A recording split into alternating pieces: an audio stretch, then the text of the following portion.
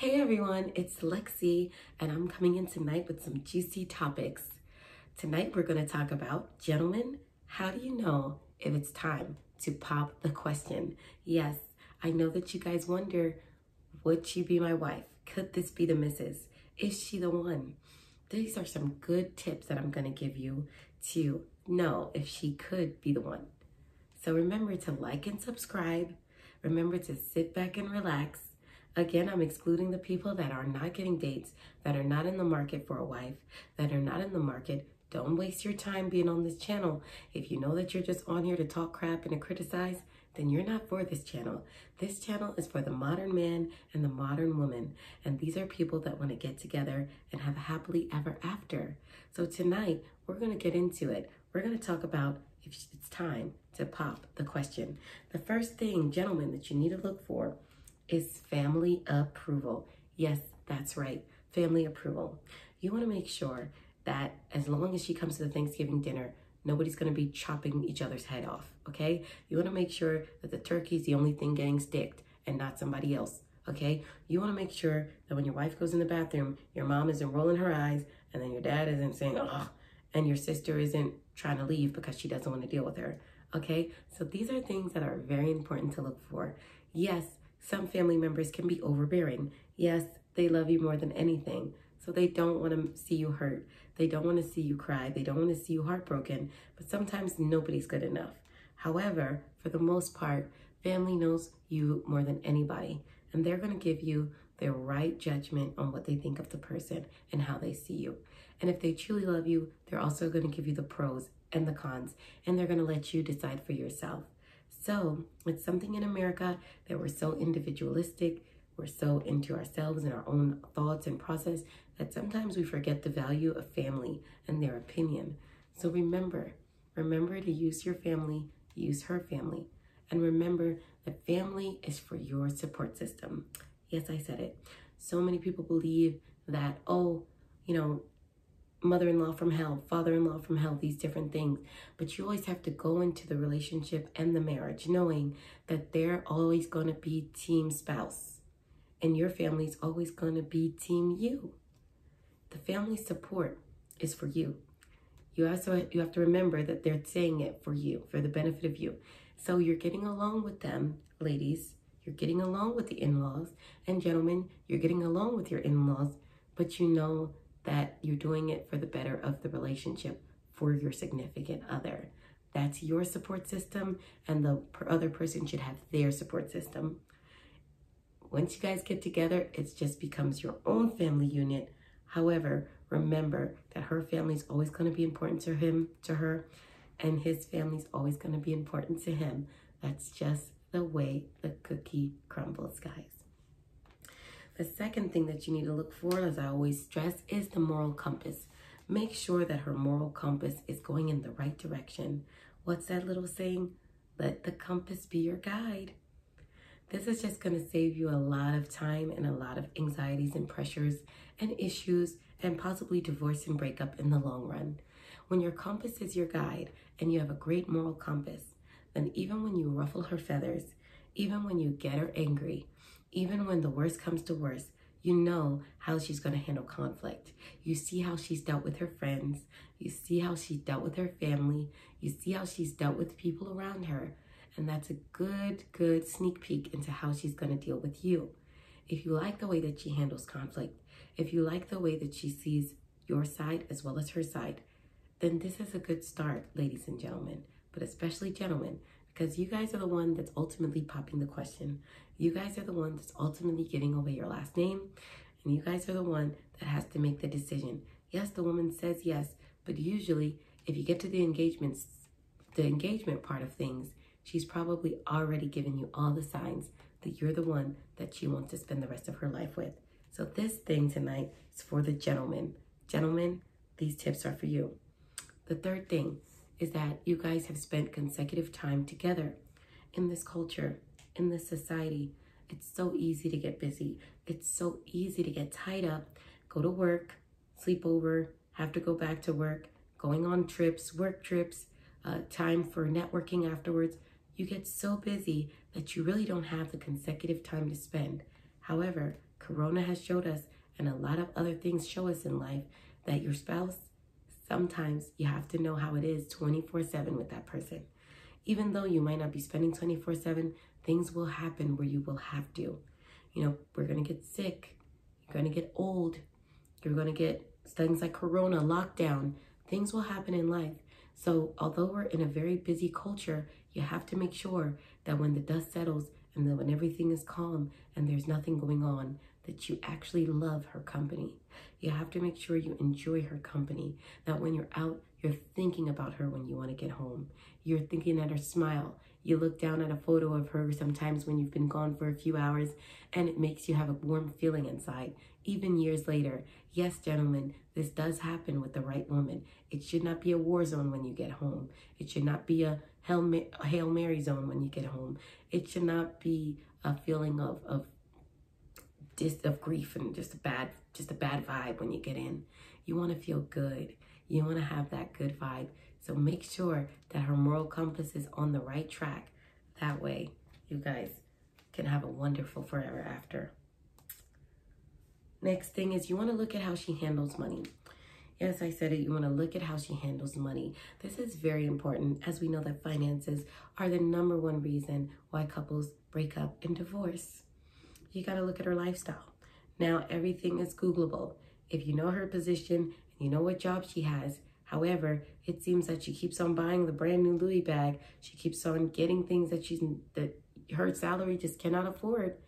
And you keep on seeing flashy items or a new laptop or spur at the moment, last minute decision. Remember, fellas, run. Because she's either got a sugar daddy or she's got a hell of a lot of credit card debt. Because if you're talking to someone and she says, hey, you know, I work for a nonprofit and, you know, I'm the media relations person for a nonprofit, but yet her lifestyle tells you that she's Miley Cyrus, then you gotta start looking at the checks and the balances. You gotta look at the checks and the balances, fellas.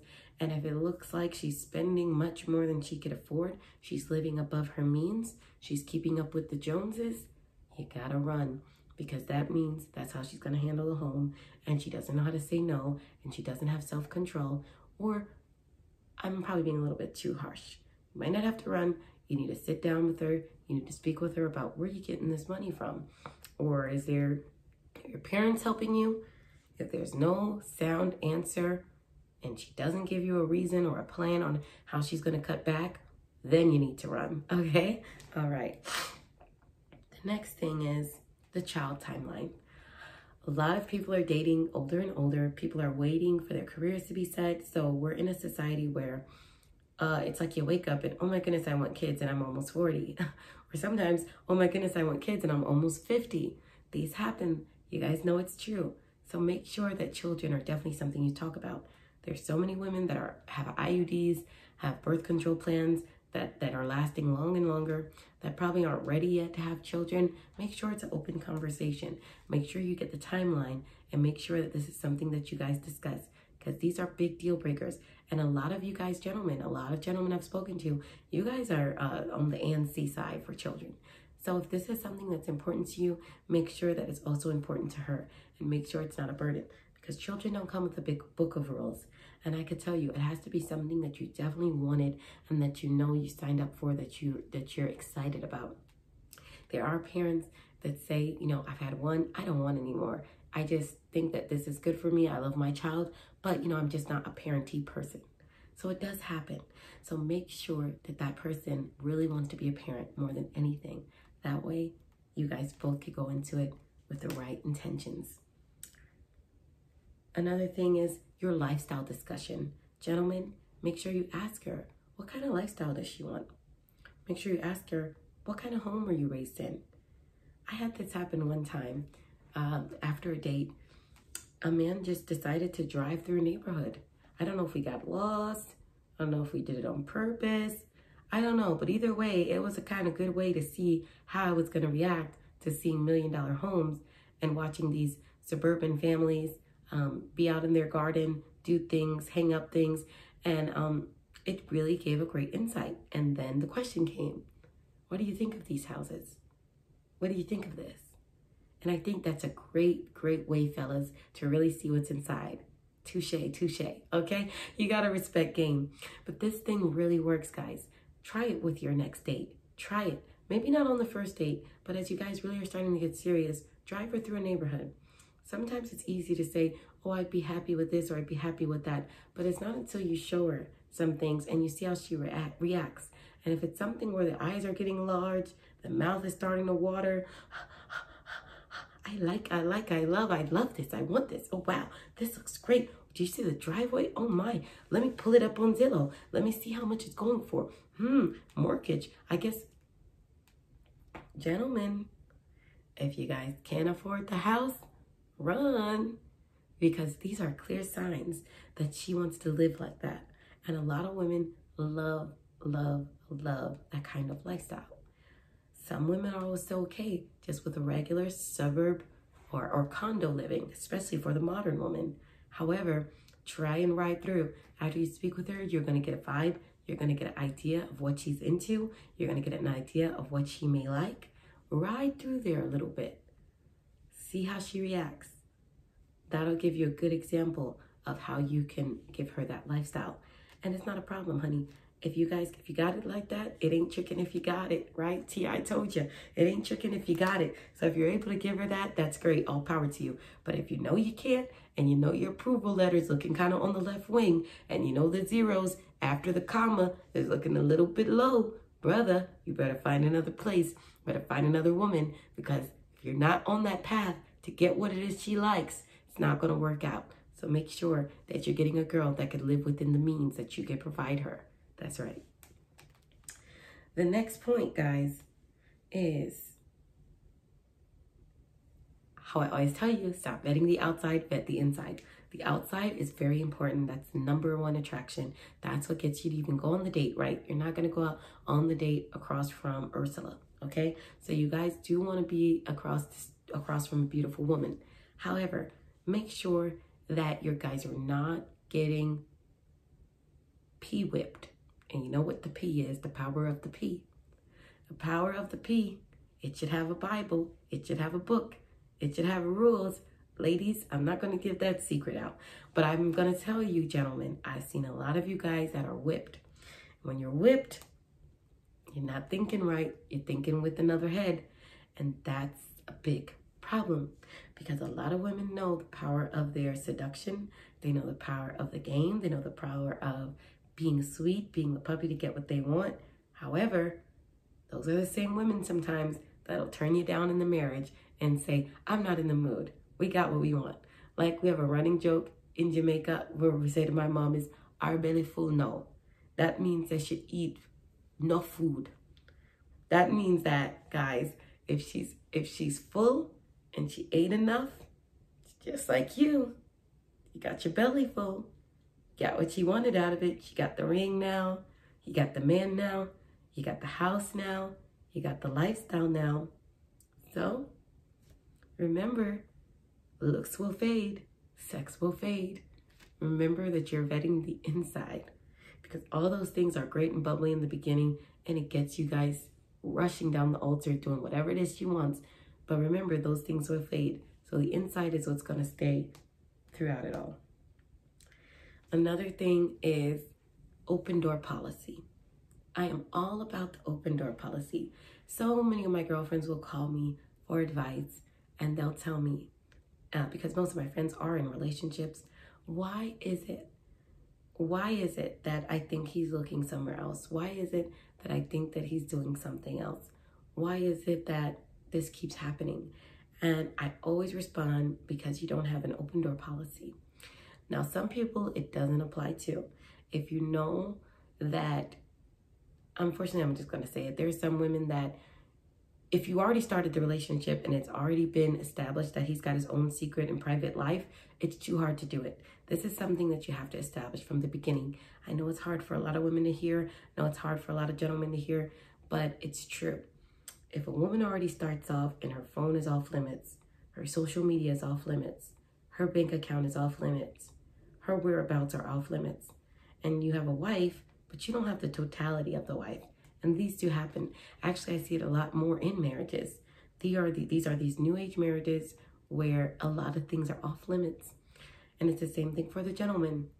His phone is off limits. On his business trips, it's just off limits.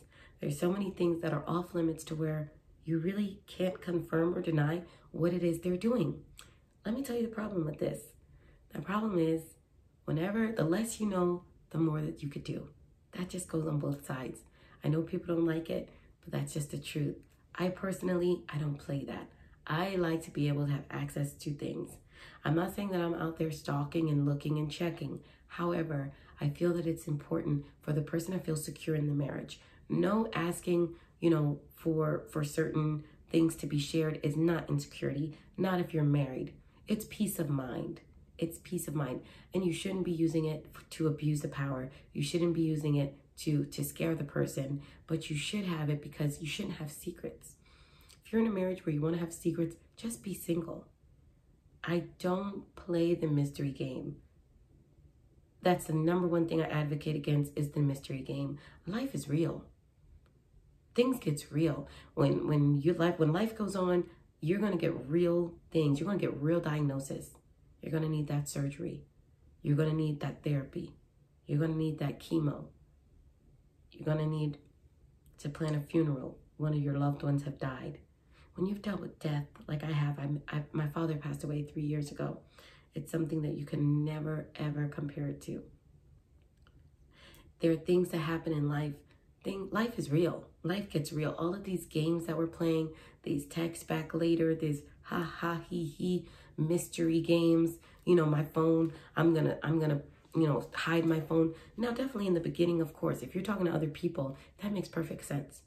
But if you're on the commitment stage and you're still trying to hide, you still want to be sneaky and you got all this mystery, I'm not saying that it needs to be to the point where, finances are shared to where the other person feels like everything is being violated. Let's just say, I'm all about prenup. Let me just say, let's just be real here. I'm all about having a prenuptial agreement. It's fine. If you're not after the money, it shouldn't be a problem. But after that has been established, you should have some sort of access to a joint account. You should have some kind of access to a joint account because it's just like when a crime is committed, you follow the money. If you follow the money, you'll sniff out the crime. If you follow the phone bill, you'll sniff out the crime. The phone, that's number two things. Those are two things that the officers look for. You could say a crime was committed. We got some suspects. What are we going to follow? We're going to follow the money and we're going to follow the phone records. We're going to follow the cell phone towers. Where did it bing from? So it's the same thing in a relationship. If you want to cheat, if you want to connive, if you're doing things that you're not supposed to do, 9 times out of 10, those are the things that people want to hide. So I do have an open door policy. I want to see finances. I want to see phone records. I want to know that we're just being real with each other. I want to see social media. I personally don't like going to sleep knowing that I've hidden things from the person that I claim to love, especially when there are children involved. Just be real. So mystery is not fun and it doesn't belong in a relationship. So those are the things that I believe. Open door policy. She's not willing to give you access, or if he's not willing to give you access, it might be better to move on and save yourself that headache. And for those of you that are already in a relationship with no access, there's really no way out to that. You just kind of got to live with it the best way you know how, because it's going to be too hard then and kind of psychotic to then say, hey, I need access to these things. And another thing is that it's already started that. Do not say that you heard on Lexi's show, oh, that she said this is what you need. No, I'm saying from the beginning, if you could start off the relationship with that, it's easier. That's just the fact. And that's just me personally. Another thing is you have to maintain a healthy lifestyle. You have to be active. Why? Because being active isn't just because of the look and just being fit. It also shows that this woman has discipline. Gentlemen, you don't want to marry a woman that has no discipline and has no sacrifice.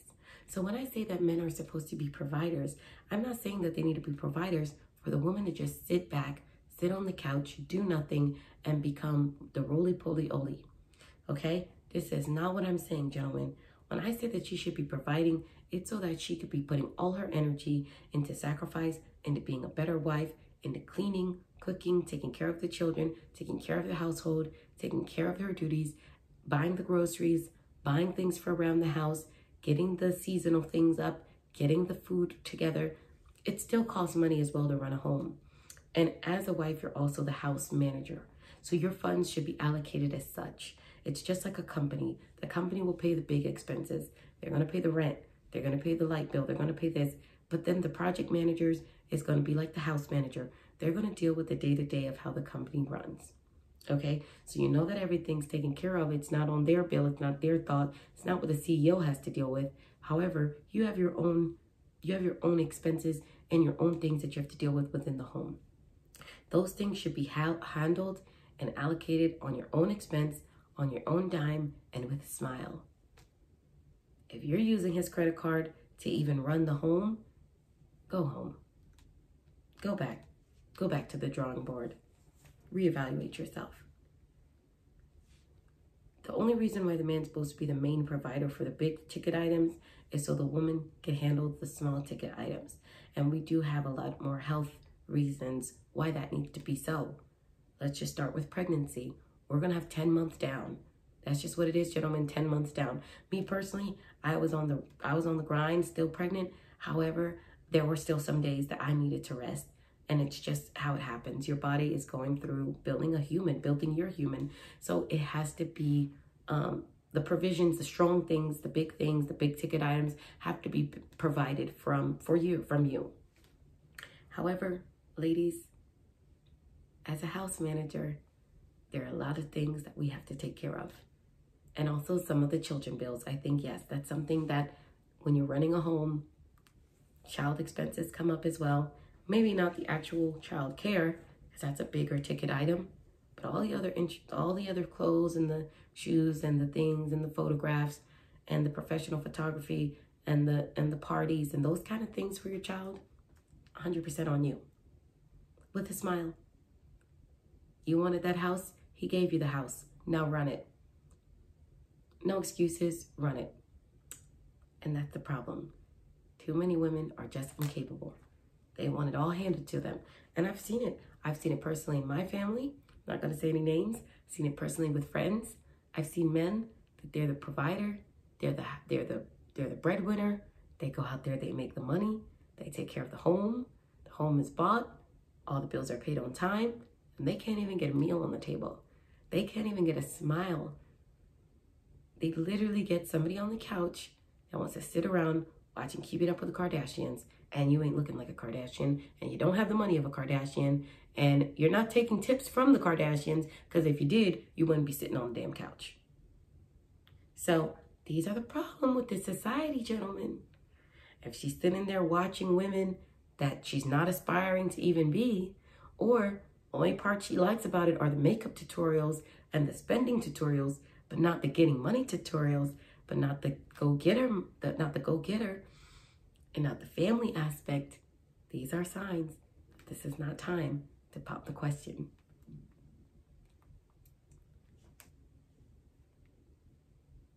Another thing, gentlemen, you need to make sure that you can take constructive criticism. Constructive criticism is the only way for the marriage to get better. As I speak about all the time, the annual checkups. Just like how you get a checkup at the doctor, you need to check up on your relationship. And during this time, you need to make sure that you can give constructive criticism and she can take it. Yeah, that goes to weight. You know, honey, you look like you're putting on a few pounds. If he doesn't tell you, who's going to tell you? You think somebody at your job's going to tell you that belly's hanging over? No, they're not. Okay? So you need to make sure that you can accept constructive criticism from your man. Women, I don't even need to tell you guys that, because we naturally give our opinion and give our criticism, whether it be constructive or destructive. So I'm not talking to ladies. Gentlemen, make sure that she could take constructive criticism, that she could really listen, take notes, and try to get better with it, with whatever it is you're trying to make her see. And that is coming from a good place. Another thing is you guys have to make sure you're prioritizing each other. Yes, I said it. Priority. Okay? your man and your significant other, and this goes both ways, is not last on the list. They're first on the list. They need to be first on the list. That comes even before children. Yes, it does. It comes before children. Now, does that mean the child's needs need to be neglected just to be, my man comes first? Absolutely not. Your child's needs, that goes without saying. Survival of your child and your child's well-being and your child being cleaning in the home and being washed and all those things are necessities. Your child will always be the air that you breathe. It's a part of you. So it's almost like hating yourself if you're neglecting your child, just neglecting yourself. So I'm not saying that. Don't say that I came on here and said, oh, she said, your child needs to be a second afterthought. No, but your spouse and your significant other has to be a priority. Has to be a priority. You're giving your child nothing if you're not giving them the tools to have a successful and functional relationship. And a one-parent household doesn't do it. Doesn't do it. A one-parent and your mama helping you, or a one-parent and your father helping you, or one parent and family helping you is not giving your child anything. Okay? The best thing that you could do to your child is show love and show them how love is supposed to be shown, not only in a relationship of a parent-child relationship, but also in a parent-parent relationship. Children learn by example. It's the easiest and quickest way to get them to do what it is you want them to do. It's got to be healthy relationships. So you're going to give them more also in a parent-parent relationship. As a one-man bandstand or a one-woman show, that's 50% less, right? Or even 90% less, depending on yourself. Depending on who you get with, you're just cutting yourself short. Either way you look at it, you're cutting yourself short. So yes, if you're in a period of singlehood and you have a child, enjoy it. Love it. But also remember that when you get with someone that's worth fighting for, that's worth being with, that they have to be your priority. And like I said, priority with the child, meaning that they're your priority. You're making sure that they are taken care of, that the relationship is healthy. See, your child's relationship is much different. No matter what, you're the parent, you're giving orders, they're obeying you, they should be obeying you. A relationship with your spouse is a constant effort where it's a two-way street. This person now has to tell you what they want, and you have to do things to work on a more equal playing field. Your child is not your equal playing field. It's not the same dynamic. So even when you have your children, you have to remember that your spouse is important, the most important. Now, as long as it's a healthy relationship, there should be no problem with that. Shouldn't be neglecting anybody. Everybody should be taken care of. Like we always say, husband, you take care of me. I'll take care of the house. I'll take care of everything else. You take care of me. I'll take care of the kids. I'll take care of you. I'll take care of everything else. You just need to take care of me. And that just means making it a priority. Making your marriage a priority. And that's how you end. I'm going to end on that foundation.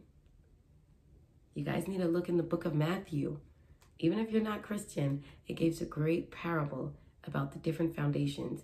And in it, Jesus is talking about, for the kingdom of heaven. To get to the kingdom of heaven, there are 4 different ways and 4 different seeds that you can sow. However, it works for relationships. Sometimes with the Bible, you could just interchange things. You could just switch some things out and you say, I read a scripture and I say, hey, this works. This works in relationships. And speaks here about the 4 kind of seeds that you can plant. I'm going to pull it up.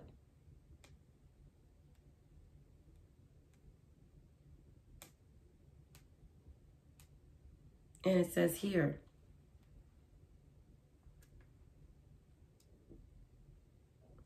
listen, a farmer went out to plant some seeds.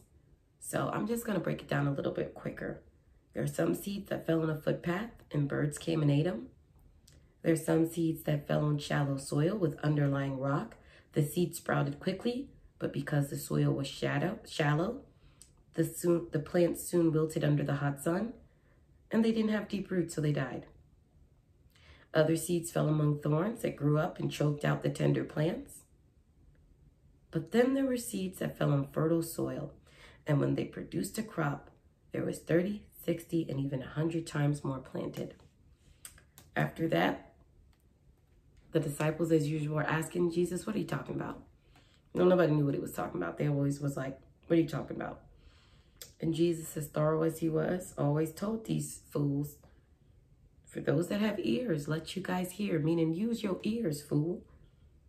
For those that you have eyes, let you guys use your eyes to see. He's talking of the kingdom of heaven. That's what he's saying, guys. And I'm talking about in relationships, right? He said the explanation of the parable is that farmers planting the seeds, the footpath represents the people that hear the message, don't understand it. The next one is the seed on the rocky soil. They hear the message, they immediately receive it with joy, but they don't have deep roots, so it doesn't last. The third message is it fell among thorns. So it got in there, but quickly the message got overcrowded by the lure of wealth and no fruit ever got produced. And finally, the good soil had God's word in a harvest to 30 to 60 and 100 times more fertilized. So this shows you with a relationship how beautiful it is when you get the seed that has the fertile soil. This seed can replenish, it can give back, it can help you, it can give you more than what you got out of it. You went in and you gave her that ring and you got so much more out of it. You got 30, 50, 100 as it speaks of. That's the relationship you want. You don't want the one that's by the footsteps that was immediately snatched away. You don't want the one that due to the lure of wealth and the lure of issues, no fruit was ever produced. It's just miserable. You want the seed that has root, that has foundation. That foundation is going to give you back more than you ever get once you propose and once you give her that ring. So make sure, gentlemen, that you got the right foundation, that you got that woman that's planted that seed deep enough that she can replenish it more than you could ever imagine. Yes, gentlemen, there is a woman. And when you go through all of those points, you will see that it is time to pop the question. And that's it. You don't need to think too hard. You only got one life to live. You contemplating over and over again and going through women and going through dates and going through all these swipes. Sometimes you just got to bite the bullet and say, hey, I'm just going to do this thing. Just like having a baby, you're never really ready. You're never really ready to be married. Ask me, I've been married twice. You're never really ready. You've got to just go into it. Go into it. Have your best in mind. Have your best intentions. Sow that right seed. Plant that right fertilization. Get that right replenishment. And you will get it. You will reap what you sow. And that's probably where that parable came from. Thank you guys for listening. Have a wonderful evening. Love you. Bye.